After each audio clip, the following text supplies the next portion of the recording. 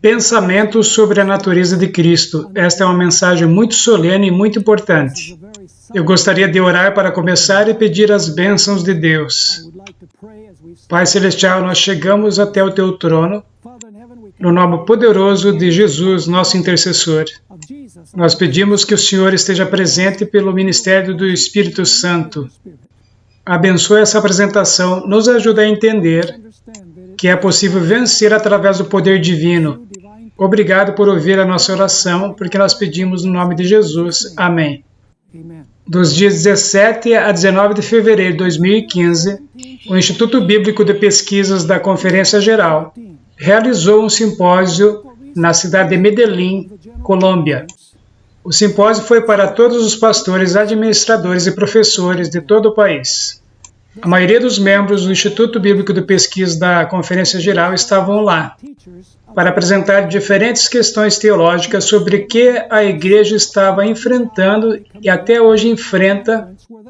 Os organizadores me convidaram para fazer 2 apresentações sobre a natureza humana de Cristo. Porém, eles não perguntaram antes sobre o que eu acreditava sobre o assunto. Eu apresentei a visão pós-lapsariana.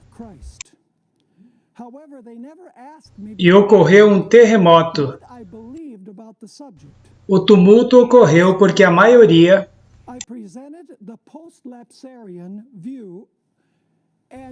acreditava que Jesus tomou a natureza sem pecado de Adão antes da queda.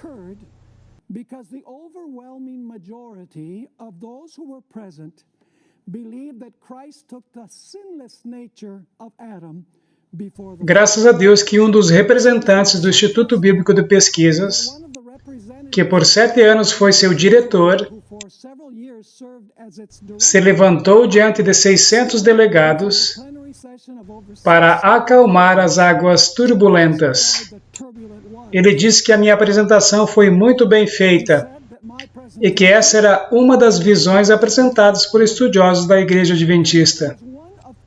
Porém, ele lamentou que ninguém apresentou uma visão oposta à visão que eu tinha apresentado. Ele falou que a igreja não tinha uma posição oficial sobre a natureza de Cristo. E, consequentemente, ambas as visões, pré- e pós-lapsarianas, eram aceitas. As águas se acalmaram um pouco. 7 dias depois, outro membro do Instituto de Pesquisas Bíblicas, que não participou do simpósio, mas que compartilhava da visão que eu tinha, ligou para mim e disse o seguinte: hoje de manhã, em nossa reunião aqui na Conferência Geral, nós recebemos um excelente relatório de que você fez uma excelente apresentação sobre a natureza humana de Cristo na cidade de Medellín. Eu compartilharei aqui muitos pensamentos daquele simpósio e do livro que eu considero ser o melhor sobre a natureza humana de Cristo e que é intitulado Tocado por Nossos Sentimentos. E o subtítulo é Uma pesquisa histórica sobre o pensamento adventista sobre a natureza humana de Cristo. E o autor é Jim Zurcher. É um livro que está esgotado, mas vocês podem obter cópias do Secrets Unsealed. Deixe-me dizer algo sobre o autor Jim Zurcher. Antes de morrer, ele foi o diretor do Instituto de Pesquisas Bíblicas da Divisão Euro-Africana, como também secretário da divisão. Ele atuou como professor de teologia em várias universidades adventistas. E ele teve esse livro publicado pela Review and the Herald em 1999, o que significa que naquele tempo não foi considerado herético.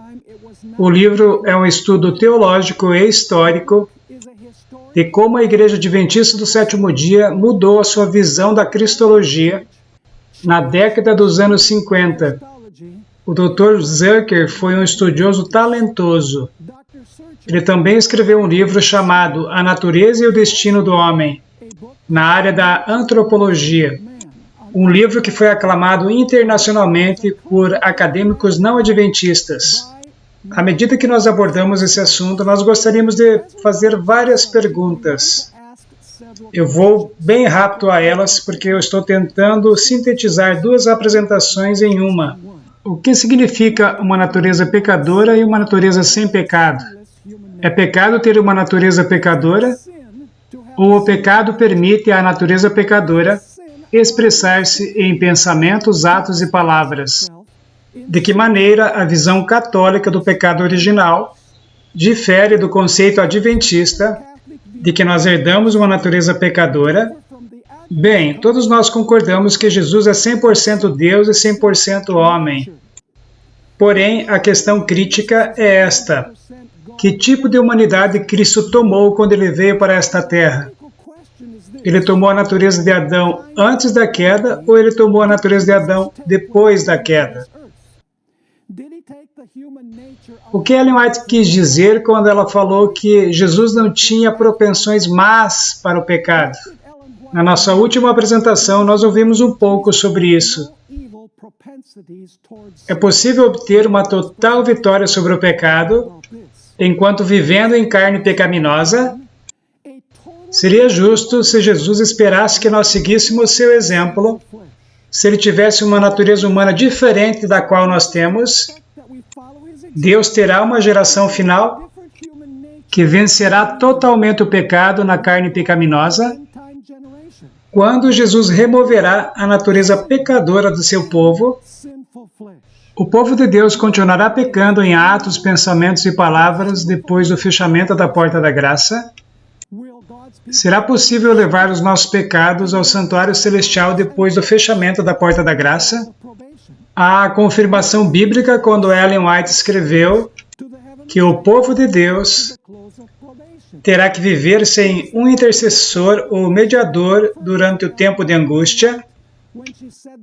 E, finalmente, a última questão: a última geração será totalmente diferente das outras gerações? Há alguns aspectos que não são negociáveis quando nós abordamos esse assunto. Primeiro, quando Jesus esteve nesta terra, ele era 100% Deus e 100% homem. Mas ele nunca usou o seu poder divino para vencer a tentação. Ele sempre dependeu do poder divino de seu Pai. Segundo, é possível para nós vencer como Jesus venceu, se nós dependermos do mesmo poder que ele dependeu. Seguir o exemplo sem pecado de Jesus é possível. 3. As tentações de Jesus foram muito maiores do que Adão enfrentou e do que nós enfrentamos. Adão não foi tentado a transformar pedras em pão. Adão não suportou, não carregou os pecados do mundo sobre ele. Adão não foi perseguido 24 horas por dia, 7 dias por semana, 365 dias por ano por Satanás. As tentações de Cristo foram infinitamente maiores do que as que nós enfrentamos. Então, como Ellen White diz, nós podemos imitar o exemplo, mas nós não podemos copiar o exemplo, porque as suas tentações foram bem maiores do que as nossas tentações. A quarta questão que não é negociável é que Jesus nunca cultivou tendências para pecar. Ele nunca se sentiu inclinado a pecar. De fato, ele fugia da tentação no instante que a tentação vinha. Agora, há perigo espreitando as duas visões. Por um lado, aqueles que acreditam na vitória total sobre o pecado, antes do fechamento da porta da graça, estão sempre em perigo de cair no erro do perfeccionismo e do fanatismo, pensando bem alto sobre eles e criticando os outros por não alcançarem o seu alto padrão de espiritualidade. Porém, o perigo do outro lado é considerar o pecado de pouca importância e justificá-lo por causa das nossas tendências herdadas e cultivadas. O perigo disso é ensinar que a natureza do homem é tão poderosa que nem sequer a graça capacitadora onipotente de Deus pode nos dar uma total vitória sobre o pecado. Aqueles que dizem que não é possível vencer o pecado totalmente antes do fechamento da porta da graça, não estão realmente falando que a natureza humana pecaminosa é fraca, mas sim que Deus não é poderoso o suficiente para nos dar a vitória completa sobre o pecado. Eles estão falando, talvez inadvertidamente, que a carne pecaminosa é mais poderosa do que o poder capacitador de Deus.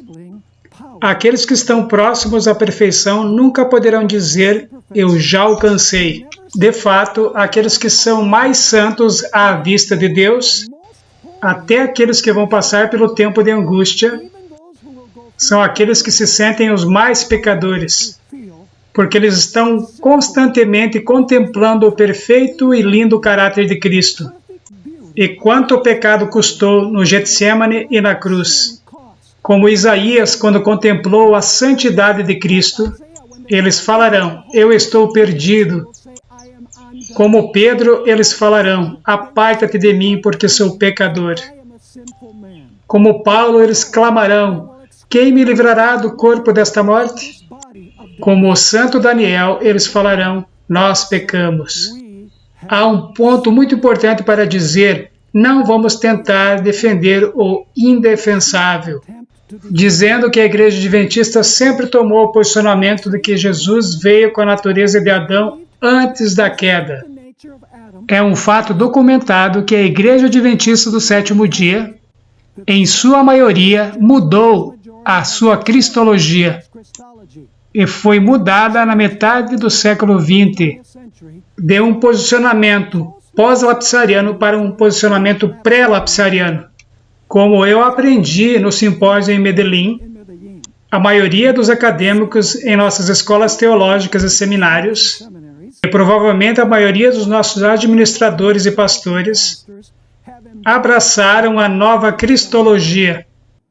Jonas e Wagner falaram que Jesus tomou a natureza humana de Adão depois da queda. De fato, Wagner disse que nós devemos considerar a genealogia de Jesus para determinar a natureza humana que Jesus tomou sobre si.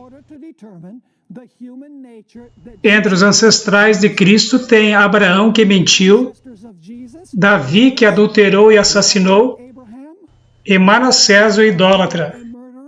Jesus recebeu a natureza pecaminosa caída de seus ancestrais, porém ele nunca pecou nessa natureza pecadora.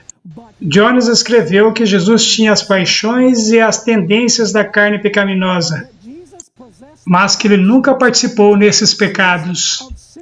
É vital saber a diferença entre ter as paixões e tendências e render-se a essas paixões e tendências. Jonas escreveu no Boletim da Conferência Geral de 1895, página 328, as seguintes palavras. A carne de Jesus Cristo era a nossa carne, e nela estava tudo que está em nossa carne. Todas as tendências para pecar que estão em nossa carne estavam em sua carne, para tentar fazê-lo consentir com o pecar. Mas é claro, Jesus nunca consentiu com a tendência. W. Prescott, o qual teve seu ponto de vista endossado por Ellen White, escreveu o seguinte: embora Jesus Cristo tenha tomado a carne pecaminosa, carne na qual nós pecamos, ele tomou essa carne e se esvaziou e recebeu a plenitude de Deus nele mesmo. Deus foi capaz de guardá-lo do pecado e da carne pecaminosa. Assim sendo, embora ele tenha se manifestado em carne pecaminosa, Deus, por seu Espírito e poder, habitando nele, o guardou de pecar naquela carne pecaminosa. Em 31 de outubro de 1895, Ellen White ouviu Prescott pregar o sermão e o Verbo se fez carne, e entusiasticamente endossou a sua apresentação. Católicos e muitos protestantes ensinam a doutrina do pecado original. A ideia básica é de que nós nascemos pecadores, porque Adão legou a culpa do pecado original a nós. Em outras palavras, nós somos culpados porque, como descendentes de Adão, nós herdamos a carne pecaminosa de Adão. De acordo com essa visão, Se Jesus nasceu com a mesma natureza pecaminosa do resto da humanidade, ele seria pecador desde o nascimento. Em tal caso, Jesus teria necessitado de um Redentor. Não há dúvida que todos neste planeta nascem com uma natureza pecadora. Isso significa dizer que o impulso do pecado habita em cada descendente de Adão. E esse poder ou impulso nos atrai a cometer pecados. Jesus tinha isso, mas ele não pecou. O pecado é um estado do ser ou é uma escolha?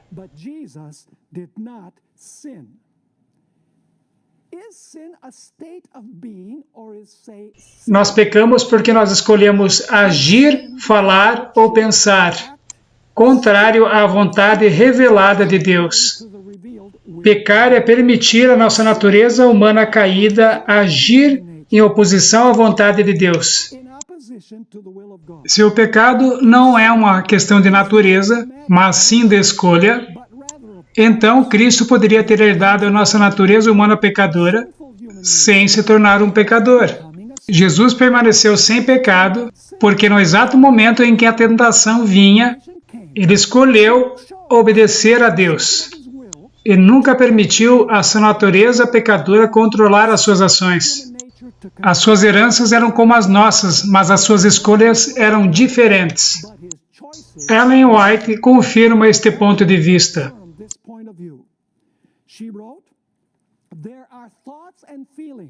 Ela escreveu: há pensamentos e sentimentos sugeridos e levantados por Satanás que afligem até o melhor dos homens. Mas se eles não são acariciados, se eles são repelidos e odiados, a alma não é contaminada com a culpa e ninguém é corrompido por sua influência. Poderosa declaração. Aqui está outra. Com fé e oração, todos podem satisfazer os requisitos do Evangelho. Nenhum homem pode ser forçado a transgredir. Ouçam com atenção agora. É preciso primeiro obter seu próprio consentimento. A pessoa tem de propor-se a praticar o ato pecaminoso, antes de a paixão poder dominar a razão ou a iniquidade triunfar sobre a consciência. A tentação, por forte que seja, nunca é desculpa para o pecado. Mensagens aos Jovens, página 67. Aqui está outra. O Filho de Deus, em sua humanidade, lutou com as mesmas cruéis, aparentemente esmagadoras tentações que assediam os homens. Tentações para condescender com o apetite, a se aventurarem presunçosamente aonde Deus os não conduziu e darem culto ao Deus deste mundo, sacrificarem uma eternidade de bem-aventurança pelos fascinantes prazeres desta vida. Cada um será tentado, mas a palavra declara que não seremos tentados acima do que podemos suportar. Então nós não herdamos a culpa de nossos ancestrais porque nós recebemos deles uma natureza pecadora. Nós só somos culpados quando nós escolhemos responder aos apelos da nossa natureza pecadora. Prestem atenção em Deuteronômio capítulo 24, versículo 16. Os pais não morrerão pelos filhos, nem os filhos pelos pais. Cada um morrerá pelo seu pecado.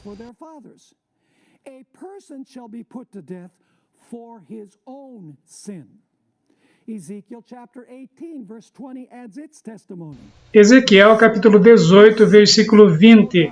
A alma que pecar, essa morrerá. O filho não levará a iniquidade do pai, nem o pai levará a iniquidade do filho. A justiça do justo ficará sobre ele, e a impiedade do ímpio cairá sobre ele. Agora, eu vou deixar uma citação de fora porque nós temos pouco tempo. Vamos agora ver a maneira pela qual a Cristologia Adventista do Sétimo Dia mudou. Vamos examinar um trecho da edição de 1947 das Leituras Bíblicas para o Lar. E a propósito, é o mesmo das Leituras Bíblicas para o Lar de 1914. Nós vamos para a seção 4, capítulo 39. O título é Uma Vida Sem Pecado, questão número 6. questão número 6 nas leituras bíblicas para o lar diz isso. Quão completamente Cristo compartilhou a nossa humanidade? E a resposta vem de Hebreus capítulo 2, versículo 17. Por isso mesmo convinha que em todas as coisas se tornasse semelhante aos irmãos, para ser misericordioso e fiel sumo sacerdote nas coisas referentes a Deus e para fazer propiciação pelos pecados do povo. Então, essa é a resposta bíblica. Agora temos uma nota explicatória na edição de 1947. Em sua humanidade, Cristo tomou parte na nossa natureza caída e pecaminosa. Se não tivesse sido assim, ele não teria sido semelhante aos irmãos em todas as coisas. Ele não teria sido tentado em todas as coisas como nós somos. Ele não teria vencido como nós temos que vencer. E, consequentemente, não seria o perfeito e completo Salvador que o homem precisa e tem que ter para ser salvo. A ideia de que Cristo nasceu de uma mãe imaculada sem pecado e não herdou nenhuma tendência para pecar, e por essa razão não pecou, o remove do domínio de um mundo caído e do exato lugar onde a ajuda é necessária. Em sua humanidade, Cristo herdou exatamente o que cada filho de Adão herda, uma natureza pecadora. Em seu lado divino, ele foi gerado e nascido do Espírito. E tudo isso foi feito para colocar a humanidade em vantagem e demonstrar que, da mesma maneira, todos que nascem do Espírito podem obter vitórias sobre o pecado em sua própria carne pecaminosa. Assim, cada um pode vencer como Cristo venceu. Sem isso, não pode haver nenhuma vitória sobre a tentação e nenhuma salvação do pecado. Que nota poderosa! Porém, em 1949, a Review and the Herald pediu para o professor D.E. Reebok, que estava ensinando no seminário em Washington, D.C., para revisar os textos das leituras bíblicas para o lar, com a intenção de publicar uma nova edição. E na edição de 1949, a nota que nós lemos foi deletada.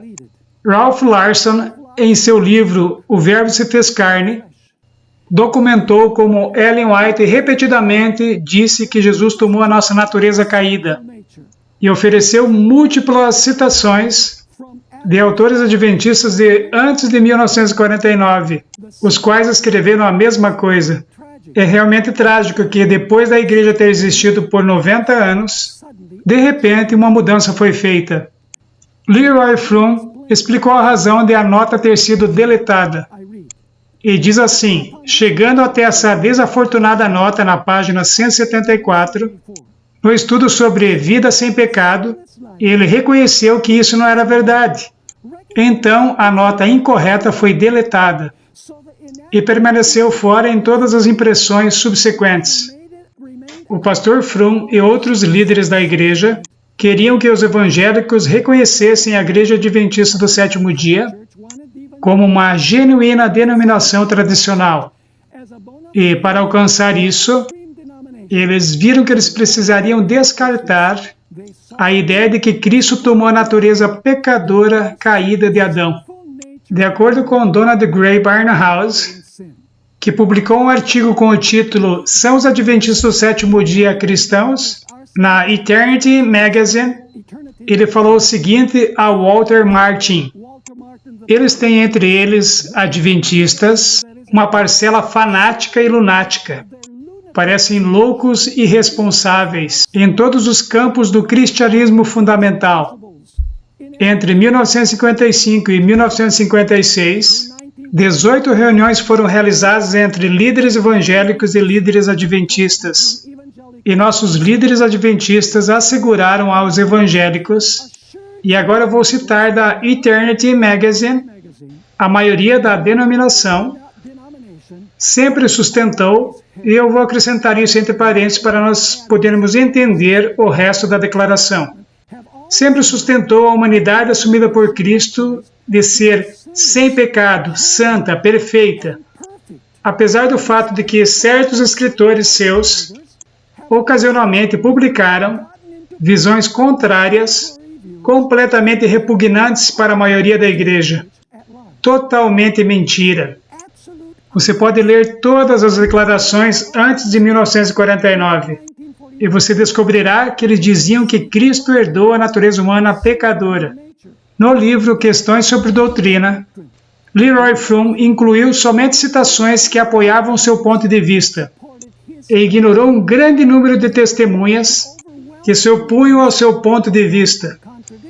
Muitas das suas citações foram tiradas do contexto legítimo e ele acrescentou subtítulos que certamente induziu os evangélicos a pensar que os adventistas sempre acreditaram que Jesus tomou a natureza sem pecado de Adão antes da queda. Outro líder daquele tempo, R.A. Anderson, escreveu o seguinte: Nosso Senhor tomou a nossa natureza humana limitada, mas não nossa natureza carnal corrupta, com todos os seus desejos e propensões para pecar. Nele não havia nenhum pecado, seja herdado, seja cultivado, como é comum a todos os descendentes naturais de Adão. E ele acrescentou: quando Deus encarnado entrou na história da humanidade e se tornou um com a raça, a nossa compreensão é que ele possuiu a natureza sem pecado, com a qual Adão foi criado no Éden. O ambiente que Jesus viveu, porém, era tragicamente diferente daquele que Adão conheceu antes da queda. Então, havia uma diferença no ambiente, mas Jesus tinha uma natureza sem pecado que Adão teve antes da queda. O interessante é que o comentário bíblico da Igreja Adventista, preparado por 40 teólogos da Igreja Adventista do Sétimo Dia, entre 1953 e 1957, não tem nenhum vestígio da nova cristologia. Apesar disso, o livro Questões sobre Doutrina foi publicado em 1957 e, neste mesmo período, o livro Mensagens Escolhidas, volume 1, foi publicado. Muitas páginas falam sobre a mensagem de Jones and Wagner, de 1888. E nesse volume você não tem nenhuma indicação da nova cristologia. De acordo com a teologia católico-romana, um bebê nasce culpado do pecado original e, consequentemente, ele deve ser batizado para remover a mácula tão rápido possível. A visão bíblica e do espírito de profecia é diferente. Nós acreditamos que nós herdamos as consequências do pecado de Adão, sua natureza pecadora. Mas Deus não nos considera culpados até nós escolhermos pecar. A teologia adventista ensina que nós herdamos uma natureza pecadora, que está inclinada a pecar. E por essa razão, Deus nos torna participantes da natureza divina para podermos obter vitória sobre o pecado, na carne pecadora. Quanto mais nós nos rendemos à inclinação da nossa natureza humana, mais forte essa natureza se torna. Em outras palavras, a natureza que nós alimentamos se torna forte, e a natureza que nós deixamos passar fome se torna fraca. Jesus tinha uma natureza pecadora, mas ele deixou a natureza pecadora morrer de fome. Bem, o que a Bíblia tem a dizer sobre a natureza humana de Cristo?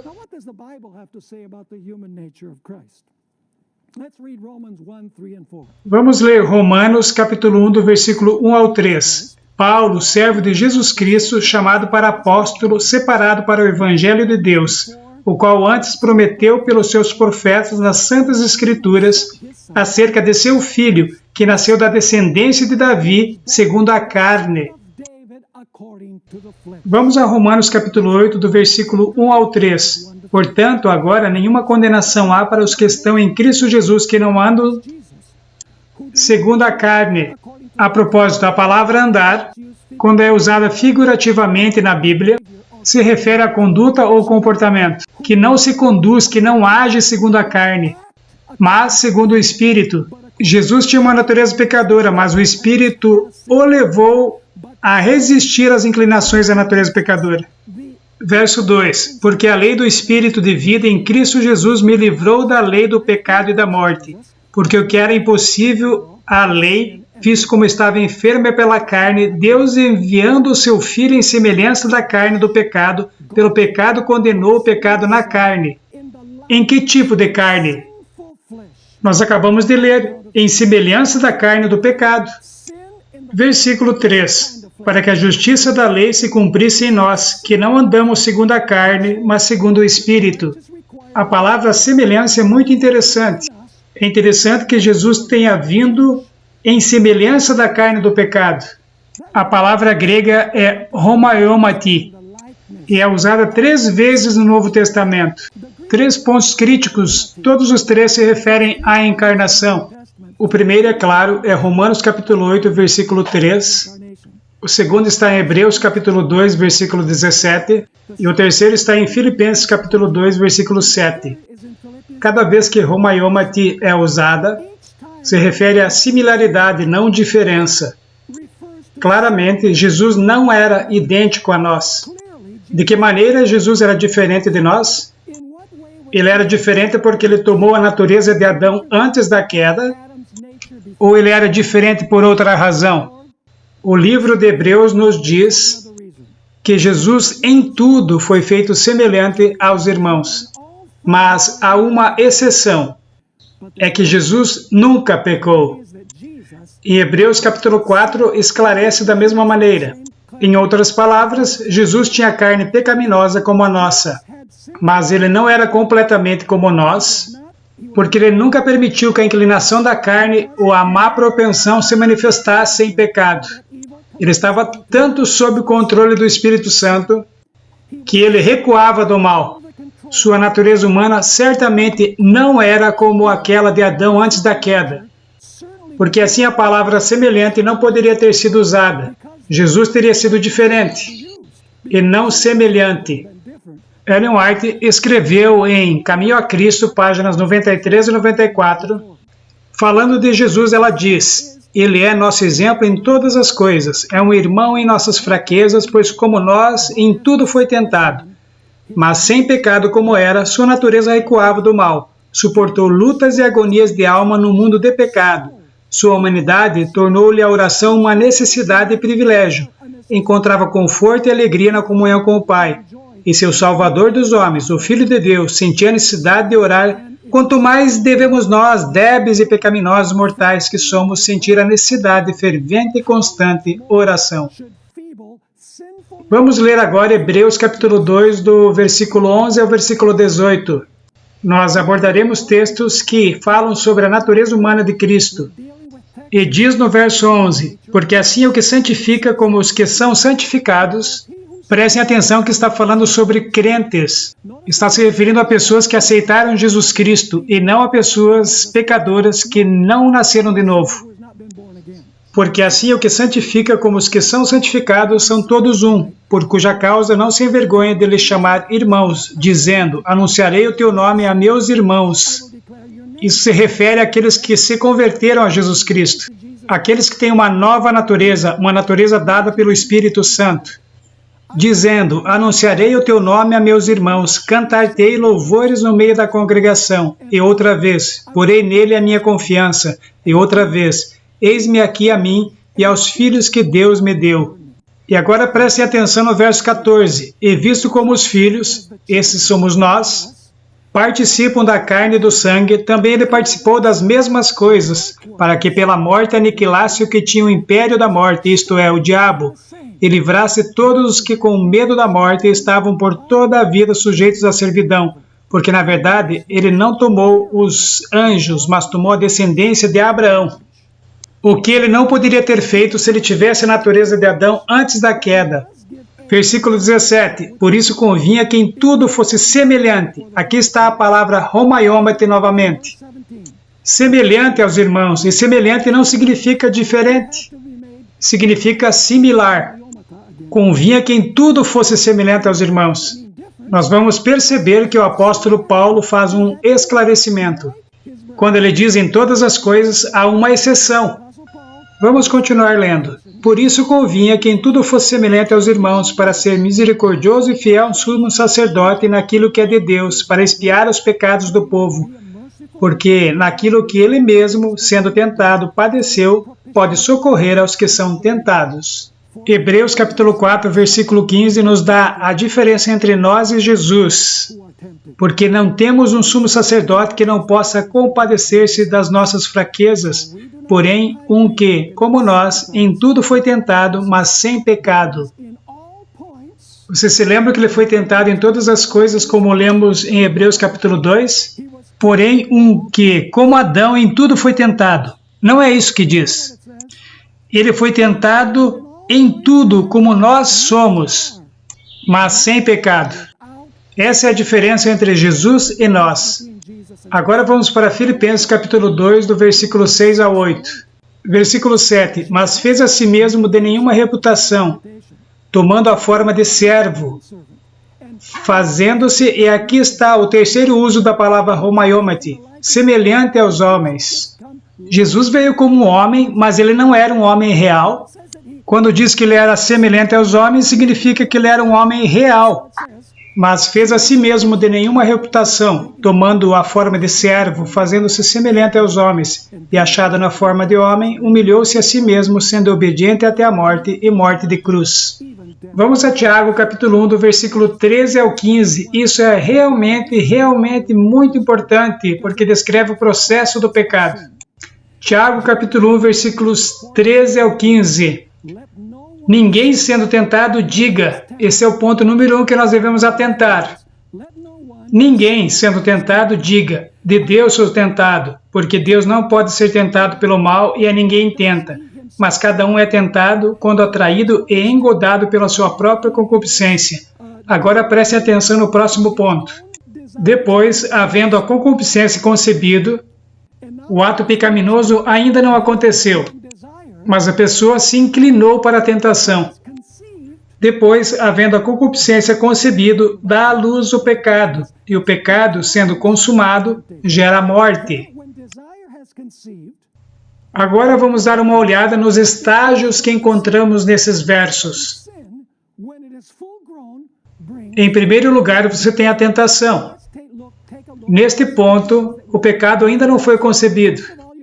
Segundo, você cede ao desejo pecaminoso ou à propensão pecaminosa. Este é o momento em que o pecado é o quê? Concebido. Então, você tem o nascimento do pecado. Então, você tem o crescimento do pecado. E, finalmente, você tem a morte. Em qual desses estágios Jesus derrotou a morte? Foi no estágio do ceder? Não, Jesus derrotou o pecado no primeiro estágio. Quando a tentação chegava, Jesus imediatamente rejeitava a tentação. Ele não brincava com a tentação. Ele não estava inclinado. Ele não tinha uma tendência para cometer aquele pecado. O que levava ao nascimento do pecado, ao crescimento do pecado e, finalmente, à morte. E a Bíblia define o que é pecado. 1 João capítulo 3, versículo 4. Qualquer que pratica o pecado também transgride a lei, porque o pecado é a transgressão da lei. Pecado não é algo de que nós somos culpados quando nós nascemos. Pecado é uma escolha. É uma escolha para desobedecer à vontade de Deus, desobedecer à lei de Deus. E Ellen White acrescenta no livro Fé e Obras, página 56. Agora nós queremos entender o que o pecado é. Pecado é a transgressão da lei de Deus. Essa é a única definição dada nas Escrituras. Vamos falar sobre propensões más por um momento. O que são propensões más? Basicamente, elas são inclinações para pecar, que foram fortalecidas por tolerância pecaminosa. A propensão em si mesma não é pecaminosa, até que nós cedamos à propensão. Ellen White explicou que Jesus tomou a natureza caída, mas não corrompida pelo pecado, porque ele nunca permitiu à propensão expressar-se. Ele nunca foi inclinado a pecar. Em outras palavras, se você quiser dizer assim, não houve a concepção do pecado, que automaticamente conduz a cometer o pecado. Nós encontramos essa declaração muito importante no manuscrito 57 de 1890. Aqui, o teste de Cristo foi muito maior do que o de Adão e Eva, porque Cristo tomou a nossa natureza, caída, mas não corrompida, e não seria corrompida a menos que ele recebesse as palavras de Satanás no lugar das palavras de Deus. Totalmente claro, muito claro, Ellen White repetidamente falou que Cristo tomou a nossa natureza caída, mas essa natureza nunca se manifestou em atos pecaminosos. A natureza humana estava sempre sob o controle do Espírito Santo. Jesus nunca brincou com a tentação. Ele nunca pensou, eu deveria fazer ou eu não deveria fazer. No mesmo instante que a tentação vinha, o Espírito Santo o levava a rejeitá-la. Desta maneira, Jesus condenou o pecado na carne pecaminosa. Usando o exemplo da analogia do nascimento da criança de Tiago, quando a tentação vinha a Jesus, ele nunca permitiu que ela concebesse. Consequentemente, o pecado nunca nasceu. Uma propensão é uma tendência ou uma inclinação para pecar. É a inclinação ou a propensão pecaminosa? Não. Se a propensão está sob o controle do Espírito Santo. A propensão não é pecaminosa. Propensões herdadas para pecar tornam-se propensões más somente depois de ceder à tentação. E quanto mais nós cedemos, mais forte se torna a propensão pecaminosa. Agora eu irei para a próxima sessão. O que Ellen White tem a dizer sobre o tipo de natureza que Jesus tomou sobre ele quando ele veio a esta terra? Infelizmente, provavelmente nós não teremos tempo suficiente para ler todas essas declarações. Todos eles são poderosos.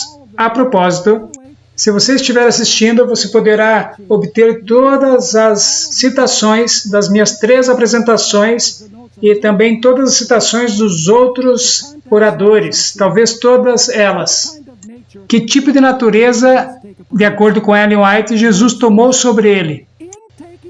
Tomando sobre si a natureza humana em seu estado decaído, você pode argumentar com isso? Isso foi antes da queda? Não. Tomando sobre si a natureza humana em seu estado decaído, Cristo, preste atenção nisso, não participou no mínimo que fosse do seu pecado. Natureza pecaminosa, sem pecar. Ele foi tocado com a sensação de nossas fraquezas e em tudo foi tentado como nós. E todavia não conheceu o pecado. Não devemos ter dúvidas acerca da perfeita ausência de pecado na natureza humana de Cristo. Por que a natureza humana de Cristo era sem pecado? Era sem pecado porque ele não pecou, amigos. Não era diferente da natureza que nós recebemos. Em outra declaração, Ellen White escreveu: a grande obra da redenção só poderia ser efetuada pelo Redentor ao tomar o lugar do Adão caído, levando sobre si os pecados do mundo. Ele poderia palmilhar o caminho em que Adão tropeçou. Suportaria uma prova infinitamente mais severa do que aquela que Adão falhou em suportar. Percebam as afirmações: Adão caído, tropeçou, e Adão falhou em suportar. Acreditaria a conta do homem ao derrotar o tentador por meio da obediência, sua pureza de caráter e serena integridade, imputando ao homem sua justiça, para que, em seu nome, o ser humano pudesse superar o inimigo por iniciativa própria. Aqui está mais um que é bem conhecido. Teria sido uma quase infinita humilhação para o Filho de Deus revestir-se da natureza humana mesmo quando Adão permanecia em seu estado de inocência no Éden. Percebam que se Jesus tivesse tomado a natureza de Adão antes da queda, teria sido uma humilhação infinita. Mas Jesus aceitou a humanidade quando a raça havia sido enfraquecida por 4.000 anos de pecado. Como qualquer filho de Adão, aceitou os resultados da operação da grande lei da hereditariedade. O que estes resultados foram, manifesta-se na história de seus ancestrais terrestres. Veio com essa hereditariedade para partilhar de nossas dores e tentações e dar-nos o exemplo de uma vida impecável. Eu vou pular a próxima citação e irei para a seguinte.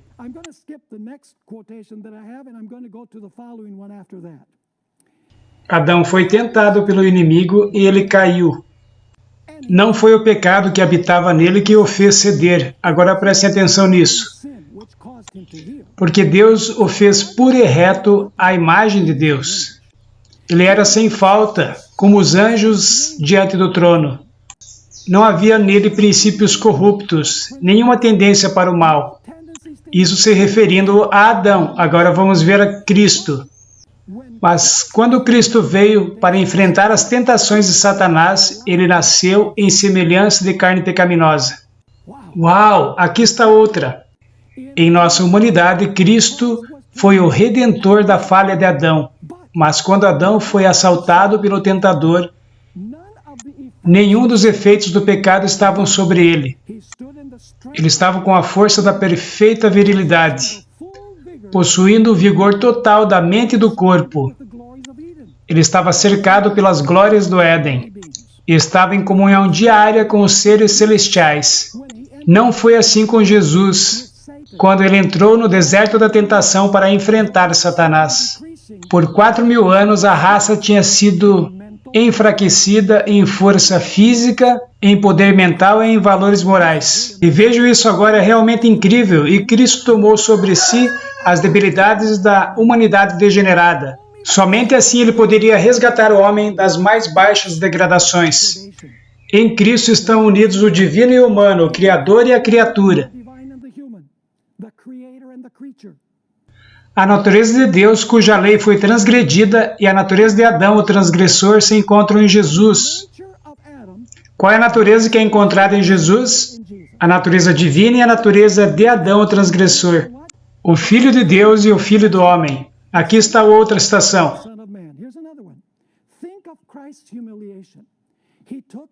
Pense na humilhação de Cristo. Ele tomou sobre si a natureza humana caída, sofredora, degradada e pervertida pelo pecado.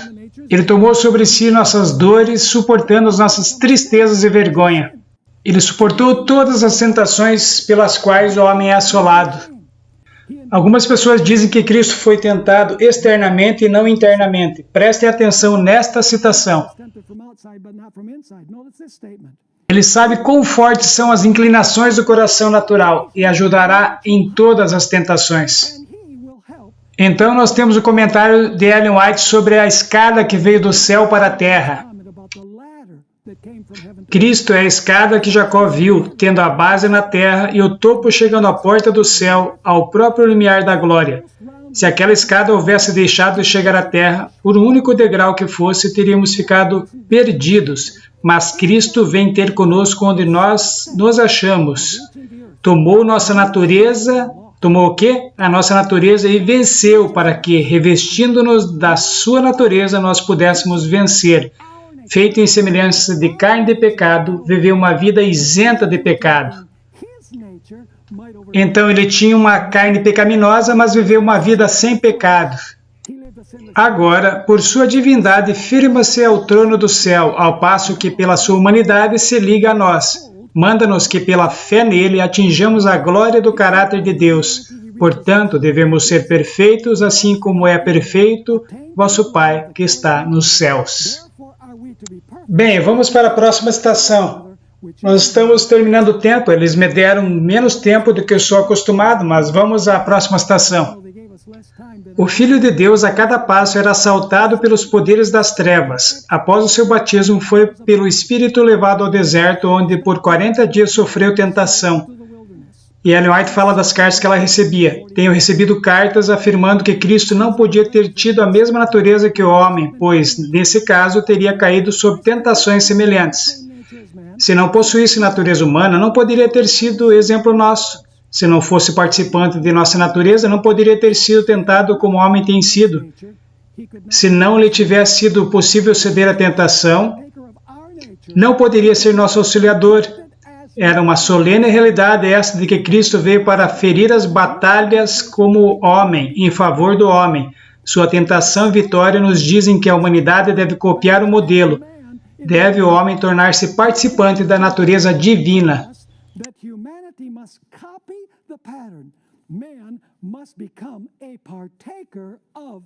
Deixem-me ler a última citação que eu tenho aqui em minhas anotações. Que amor, que extraordinária condescendência! O Rei da Glória se prontificou a humilhar-se a si mesmo pela humanidade caída. Seguiria os passos de Adão, tomaria a natureza caída do homem e se empenharia na luta contra o forte inimigo que triunfara sobre Adão. Venceria Satanás e, assim fazendo, abriria o caminho para a reparação da falha e da queda desventurosa de Adão e de todos aqueles que crescem nele.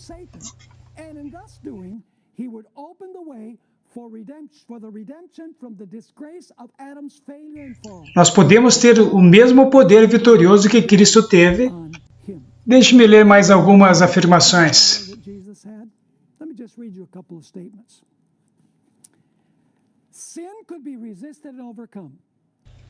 Ao pecado só se poderia resistir e vencer por meio da poderosa operação da terceira pessoa da divindade, a qual viria não com energia modificada, mas na plenitude do divino poder. É o Espírito que torna eficaz o que foi realizado pelo Redentor do mundo. É por meio do Espírito que o coração é purificado. Por ele, torna-se o crente participante da natureza divina. Cristo deu seu Espírito como um poder divino para vencer o quê? Toda a tendência hereditária e cultivada para o mal.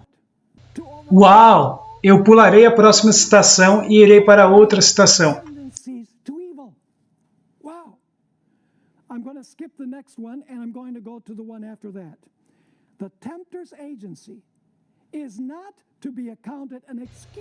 Satanás rejubila quando ouve os professos seguidores de Cristo apresentarem desculpas quanto à sua deformidade de caráter.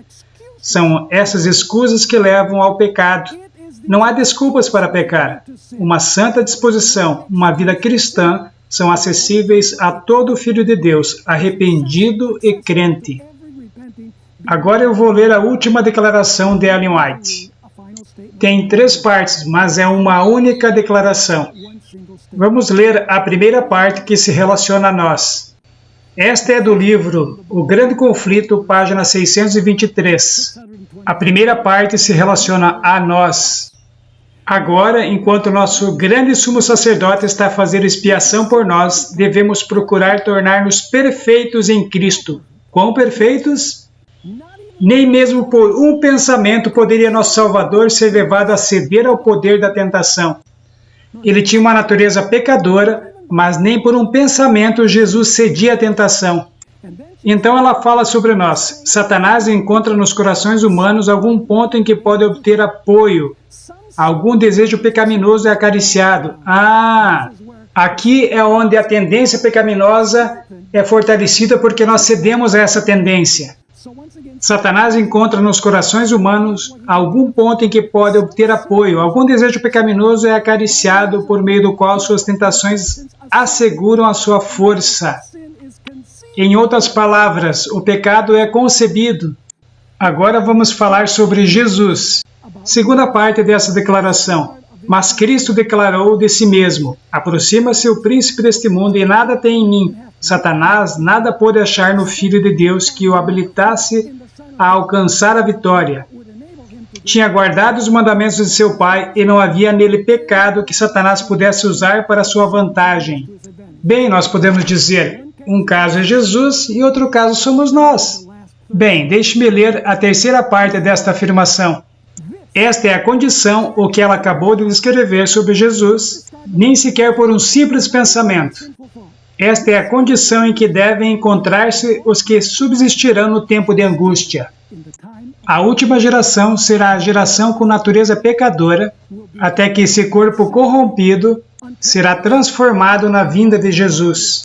Eles terão a natureza pecadora totalmente sob o controle do Espírito Santo, porque durante o tempo de angústia não haverá um intercessor ou mediador para o pecado. Que o Senhor nos fortaleça e que o Espírito Santo nos dê vitória sobre o pecado.